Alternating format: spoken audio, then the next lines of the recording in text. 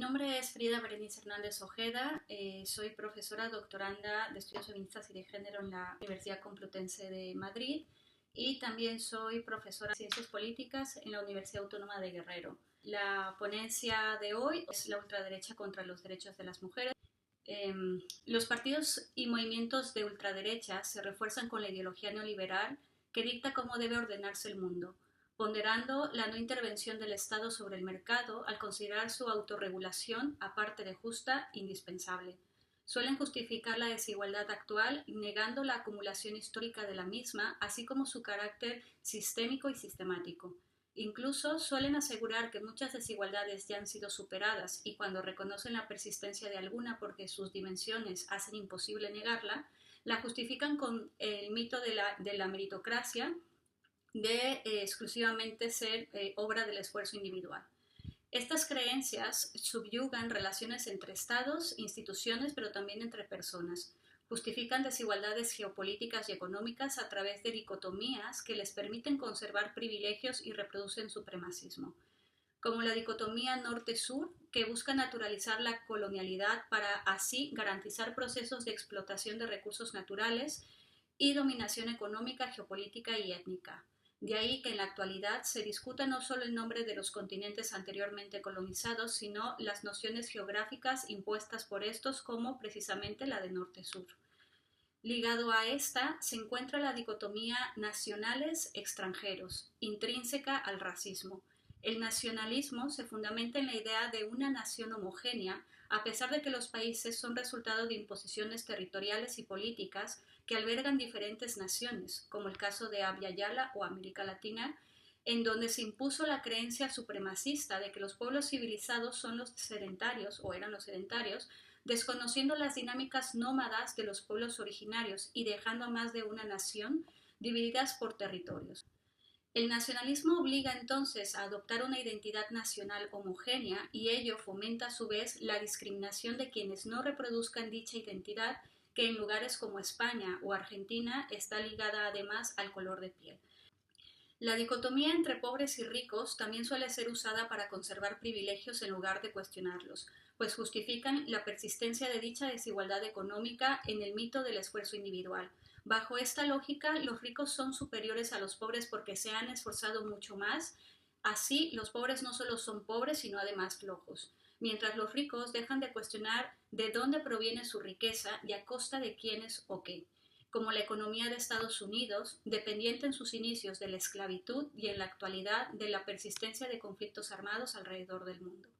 Conservar la dicotomía racista entre blancos y no blancos permite seguir leyendo, tratando, pero sobre todo limitando a los considerados no blancos, ¿no? O los menos claros en una determinada geografía en cada sociedad, como salvajes, hipersexualizados, menos confiables, más peligrosos. Hasta el día de hoy, muchos agentes de seguridad y jueces siguen tratando y castigando más a las personas consideradas no blancas por las mismas acciones o delitos que son cometidas por personas consideradas blancas. Otra dicotomía es la estirpe o ausencia de esta, más evidente en países con monarquía, en donde la ultraderecha es prorrealeza y justifica la manutención de las familias reales con los impuestos de la ciudadanía. En países sin monarquía, esta idea de superioridad a través de la estirpe se traslada a las familias de empresarios o que ostentan fama, poder o dinero, ¿no? Por último, y más importante, en términos de conservar privilegios y supremacismo, es la dicotomía entre hombres masculinos y mujeres femeninas. Este reforzamiento sexogenérico garantiza la dominación sobre más del 50% poblacional, lo que permite distribuir los recursos entre una minoría hegemónica de hombres. Al ser una dicotomía reforzada artificialmente, requiere ser fuertemente marcada, recordada y delimitada. De ahí que en países con mayor desigualdad entre hombres y mujeres, los roles de género estén mucho más marcados que en países con menor desigualdad. Dicha dicotomía sexogenérica le permite a la ultraderecha concebir una de las instituciones primordiales que permite a los hombres desarrollarse con mayor libertad y menor competencia: la familia tradicional. Esta es la primera institución didáctica para la ultraderecha y el neoliberalismo. Enseña la necesidad de que ciertos sujetos deben ser sacrificados o deben sacrificarse voluntariamente o no, por presión social también, su propio desarrollo personal en pro de la sociedad, que en este caso es representada con la familia, ¿no? Y ese sujeto tiene ciertas características que son mujeres femeninas, ¿no? Por eso es importante hacer esta separación de roles y por eso se encuentra en sociedades o en países en donde hay mayor desigualdad entre hombres y mujeres. Antes de los años 80, el modelo capitalista tenía como principal opositor, pero sobre todo como observador de sus fallos, a la Unión de Repúblicas Sociales Soviéticas. Sin embargo, la transición de una economía planificada de Estado a libre mercado, me refiero dentro de la Unión Soviética, generó altos niveles de desempleo e inflación, ocasionando descontento social que culminó con la desintegración de la URSS. Es entonces cuando se puede ubicar el comienzo de la actual era neoliberal global, con políticas económicas liberales ya no solo de países abiertamente liberales como Estados Unidos, sino además desde organismos internacionales que determinan la geopolítica y economía global tales como el Banco Mundial o el Fondo Monetario Internacional. Desde entonces, los valores de la ultraderecha son compartidos con el capitalismo, el patriarcado, el racismo, la xenofobia, el clasismo, el neoliberalismo y más recientemente con el libertarismo. Dichos proyectos atentan, los de todas estas ideologías, contra el bienestar de la mayoría poblacional y con ello contra la democracia que se fundamenta en la igualdad y la justicia y no únicamente en la libertad, ¿no? Por lo anterior, las democracias liberales o libertarias representan una crisis de la democracia, suponen un grave retroceso en cuanto a derechos fundamentales para el bienestar y paz social, entre ellos los derechos sociales, políticos y específicamente los de más del 50% poblacional, los de las mujeres. Estos proyectos modifican marcos normativos nacionales e internacionales, comparten como prioridad la no intervención del Estado, el desistimiento de políticas económicas por parte del Estado, que incluyen a su vez políticas sociales y con ello la eliminación de al menos 5 responsabilidades estatales fundamentales para garantizar igualdad y justicia social mencionadas a continuación. La primera es dejar de gestionar instituciones fundamentales de la sociedad, entre las que se encuentran aquellas que permiten acceso a derechos universales, tales como asilos, guarderías, hospitales, universidades, medios de comunicación, gestión de viviendas, entre otros, favoreciendo que todos estos queden en manos de particulares y que son privatizaciones que abiertamente favorecieron a empresarios cercanos a los jefes de Estado que transitaron a dicho modelo neoliberal. En América Latina, países endeudados o mal llamados pobres y tercermundistas, ya que es importante llamarlos endeudados porque no es que sean pobres, tienen un montón de riquezas naturales, de mano de obra, de un sinfín de tipos de riquezas, sino hay una mala distribución de los precios y de los recursos. Entonces, esta mala distribución hace que terminen endeudados y es lo que genera lo que se puede ver como pobreza. En América Latina, países endeudados o mal llamados pobres o tercermundistas y que además están marcados culturalmente por la imposición colonial de adoptar el machismo como identidad nacional. Las antropólogas sociales voltean a ver el caso de Abya Yala de América Latina y dicen por qué tenemos un machismo o un patriarcado exacerbado si proviene de estos lugares en donde poco a poco han ido como pues no eliminándolo totalmente, pero combatiéndolo.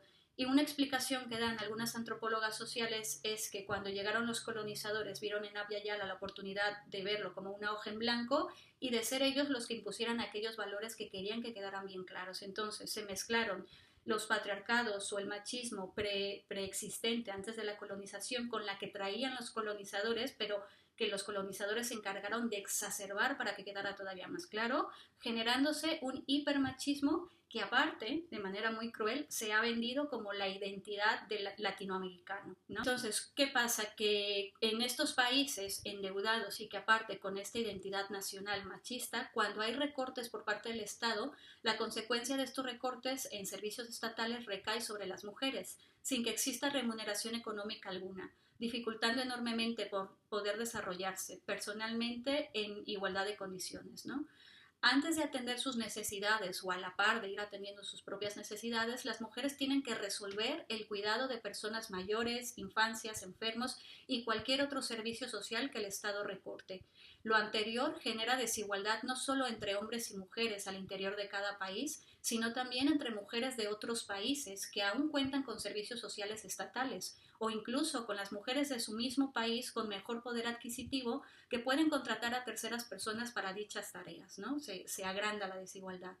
Actualmente, en los países en donde la ultraderecha ya no solo se autodenomina liberal, sino además libertaria, estos recortes han llegado al extremo de degradar o eliminar instituciones y partidas presupuestales creadas para atender puntualmente desigualdades históricas, sistémicas y sistemáticas entre hombres y mujeres que ya estaban demostradas, ¿no? Como el caso de Javier Milei en Argentina, que degradó el Instituto de las Mujeres, ¿no? O el caso de Nayib Bukele en El Salvador, o el caso de Jair Bolsonaro en Brasil, o las propuestas, que estas son propuestas, todavía no han llegado al poder, pero las propuestas de José Antonio Caz en Chile o en México, la de grupos machistas y conservadores que están al interior de todos los partidos políticos, incluidos los autodenominados de izquierda. La segunda responsabilidad estatal dentro del marco neoliberal al que renuncian los gobiernos es dejar de distribuir la riqueza, ya sea a través de poseer los medios de producción o establecer impuestos segmentados por estratos económicos, ¿no? Esto es lo que dejan de hacer los gobiernos.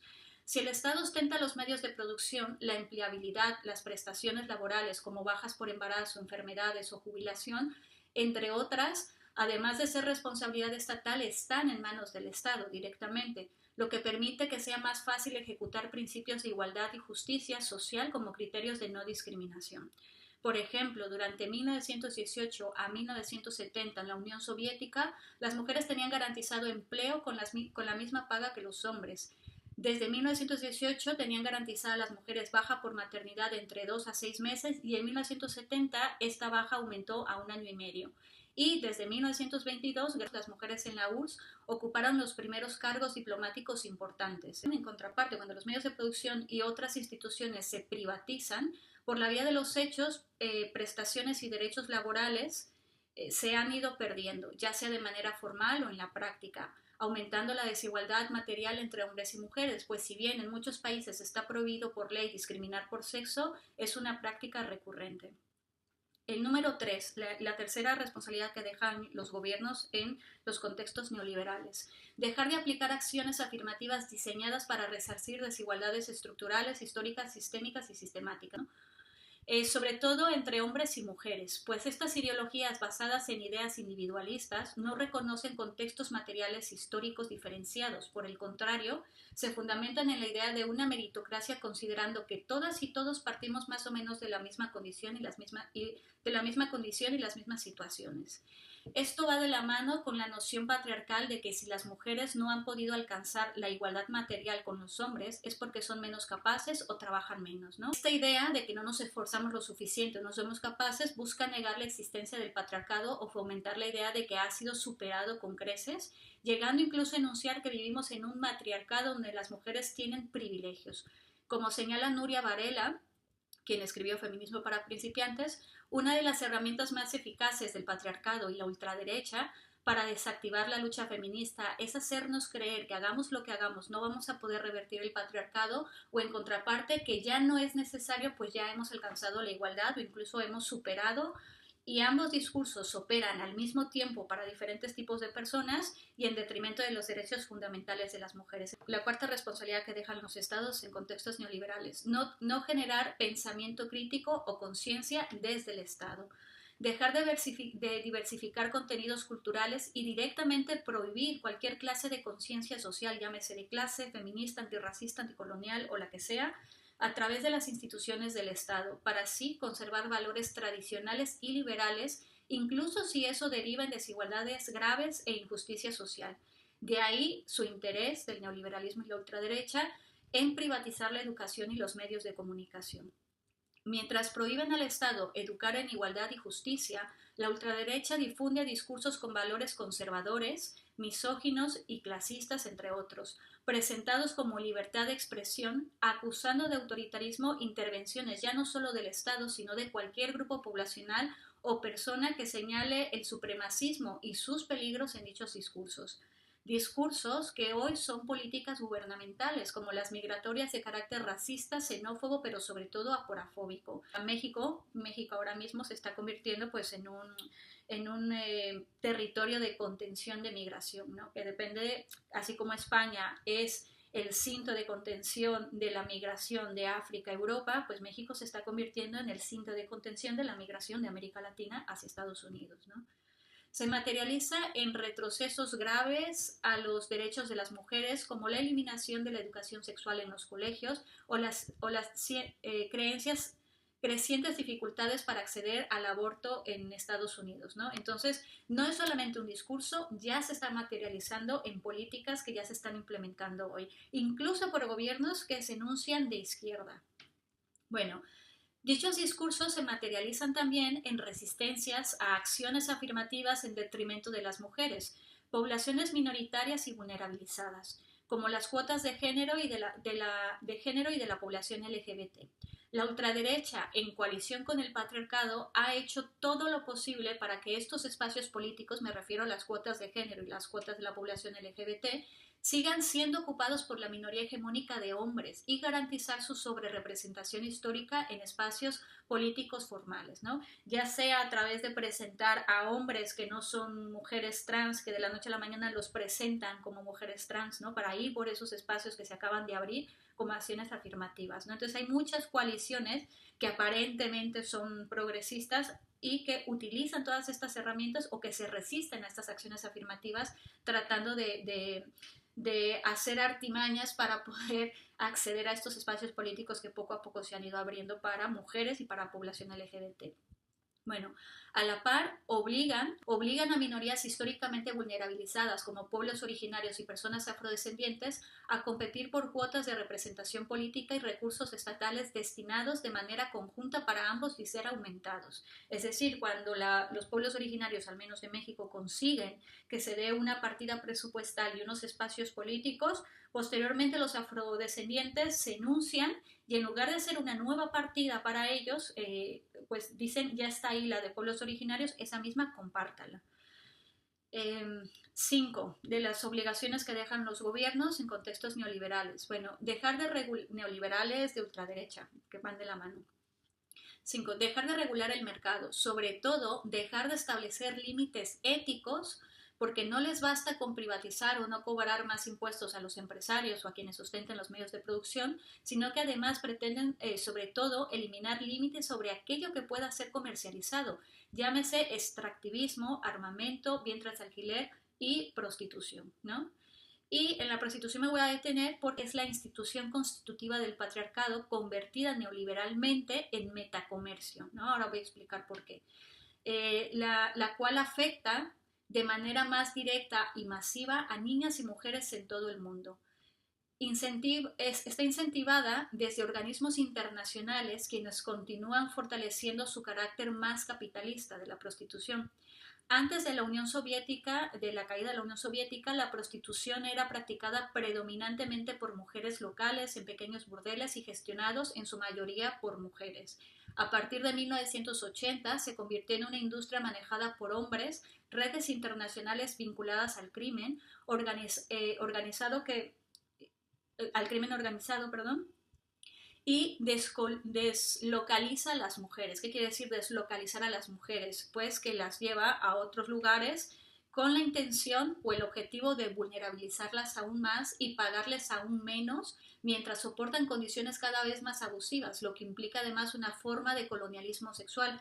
Es decir, tienen el objetivo, este tráfico de mujeres, de 1, llevarte a un lugar donde no hables el idioma, 2, llevarte a un lugar donde es muy difícil acceder a una posición de papeles, ya no hablamos de económica, de papeles, de regular, y por lo tanto eres una persona ilegal en ese lugar que dependes de esta red que te ha llevado a este lugar, ¿no? Entonces, estas deslocalizaciones que hacen estos grupos la hacen con toda la intención de vulnerabilizar todavía más a estas personas, mayoritariamente mujeres. Tanto el Banco Mundial como el Fondo Monetario Internacional incentivan los mercados desarraigados, es decir, sin regulación estatal ni control social, cuya lógica de estos mercados económica es depredadora. Ha mercantilizado no solo la naturaleza, el dinero y el trabajo, sino también los cuerpos y la sexualidad de las mujeres. Estos organismos económicos internacionales, el Banco Mundial y el Fondo Monetario Internacional, han fomentado la industria de la prostitución como forma en que los países que soliciten préstamos garanticen su devolución, llamándole a la industria del sexo industria del entretenimiento y del ocio, la cual, eso es importante, incentivan sobre todo en aquellos países endeudados. Entonces es una metodología de endeudamiento y de que tú me garantices que me vas a devolver lo prestado, incentivar que se convierta en una industria, ya no el pequeño burdel gestionado por mujeres de que están ahí, sino entre más cantidad de dinero saque más rápido de la prostitución, pues mejor. Se hace una industria que favorece al país y a estas instituciones internacionales que dan préstamos, ¿no?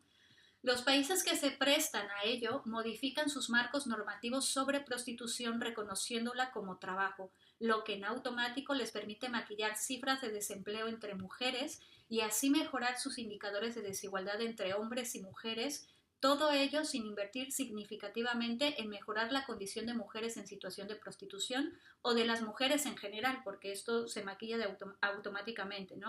Y a costa de seguir aumentando la crisis de niñas y mujeres desaparecidas, pues la masificación de la prostitución hace que para las redes de proxenetas la prostitución voluntaria, o la que llamaríamos legal, sea insuficiente. Entonces fomenta que ahí donde exista prostitución legal sirva realmente para maquillar o cubrir la prostitución ilegal o lo que llamamos trata de personas con fines de explotación sexual, ya sea porque son menores o porque son mujeres que están secuestradas, ¿no? Bueno, sin contar que, cual institución patriarcal, la prostitución reproduce patrones misóginos, racistas y pedófilos, pues las edades solicitadas por quien paga por sexo son cada vez menores, ¿no? ¿Cómo vemos este patrón misógino? Pues cuando vemos que hay más mujeres que hombres en situación de prostitución y muchos más hombres solicitando prostitución.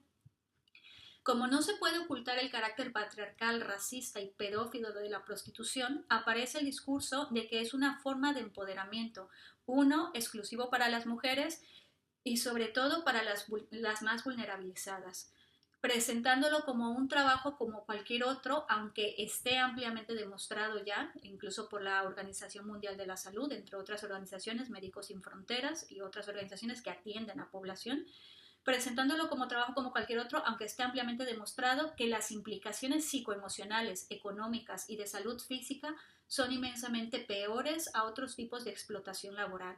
Justamente estas consecuencias diferenciadas con otro tipo de explotación hacen que además de ser explotación laboral, sea explotación sexual, lo que de acuerdo con el materialismo histórico y el feminismo, contribuyen al continuum de desigualdad y violencia contra niñas y mujeres.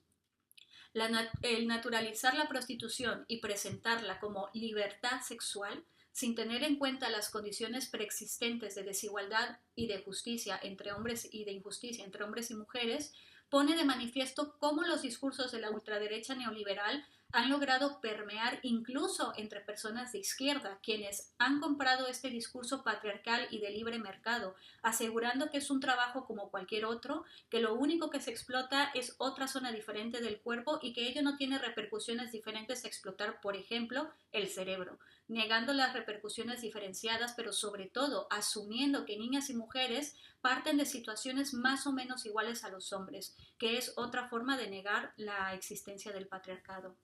Por último, todo lo anterior nos lleva a entender por qué la lucha contra la ultraderecha desde el feminismo se da desde los feminismos de colonial, negro, autónomo, comunitario, que junto con el feminismo radical se fundamentan en el materialismo histórico y no desde feminismos como el liberal o el libertario, que tienden a minimizar desigualdades históricas materiales entre hombres y mujeres, ¿no? Entonces, cuando hablamos de libertad, tenemos que contextualizar en qué contexto se da esa libertad, ¿no? Si estamos hablando de una libertad basada en injusticias o en desigualdades, pues no podemos decir que esta sea una libertad al 100%. Estamos hablando de que aparentemente es una libertad, pero que los contextos de desigualdad y de injusticias preexistentes hacen que nos cuestionemos qué tan ética es esta libertad.